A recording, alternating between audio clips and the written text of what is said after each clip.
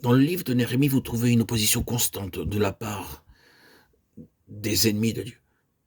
Ils essaieront une certaine forme de tactique à un certain moment, puis si cela n'a pas d'effet, et s'ils sont défaits, ils pivoteront, prendront un autre angle et feront une tentative à partir de cela. Et si cela n'a pas d'effet, ils changeront encore. Ainsi, vous constatez tout d'abord qu'ils furent très mécontents qu'un homme était venu. Mais cela ne va pas très loin et ne produit pas beaucoup de dommages. Nous devons examiner l'arrière-plan de leur grand mécontentement. Pourquoi furent-ils mécontents? Eh bien, ici encore, ce serait une chose tellement troublante s'il y avait tant soit peu un souci pour les intérêts du Seigneur. Néhémie explique son mobile pour entreprendre cette œuvre de reconstruction de la muraille, afin que nous ne soyons plus dans l'opprobre. Néhémie de 17. L'état des choses qui existe signifie que le peuple du Seigneur se trouve dans l'opprobre. Le déshonneur pèse sur l'Église. Et c'est à cela que ceci se résume.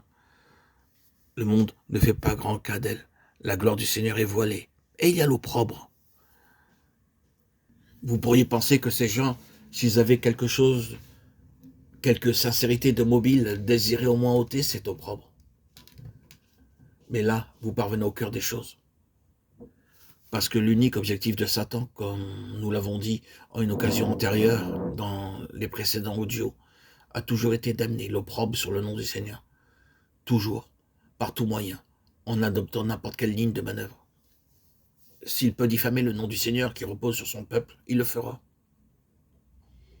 Ils furent très mécontents qu'il se trouvait quelqu'un cherchant à ôter l'opprobre du Seigneur qui pesait sur son peuple. C'est une chose terrible. Paul entra lui-même dans beaucoup de difficultés pour cette raison même. Il essaya d'éclaircir cette situation de reproche à Corinthe.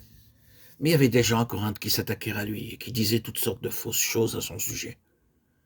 Puis ils se tournèrent vers le mépris. À quoi travaillent ces Juifs impuissants?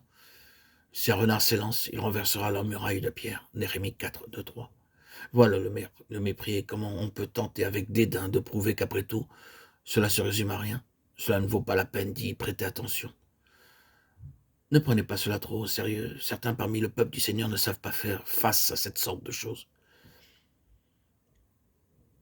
Ils craquent purement et simplement sous le mépris. Et c'est seulement de leur transmettre un complexe d'infériorité et sans effet, ils s'écroulent. Mais pas Néhémie. Néhémie sait que l'opprobre n'est pas jeté sur lui ni sur ses collaborateurs. Il est jeté sur le Seigneur. Et il dit ceci. Ô Seigneur, tu prends garde à Tobia. Néhémie 4, 4, 5. Il renvoie cela au Seigneur. Mais cette action et cette attitude de mépris est très réelle. C'est l'art subtil et très réel du diable pour tenter d'introduire la pensée que vous essayez d'être une chose, que vous ne pouvez être, de faire quelque chose qui ne sert à rien du tout. Tout ce que vous faites, toute la peine, la souffrance, tout le prix après tout, à quoi cela se résume-t-il? Il n'y a aucune valeur en cela.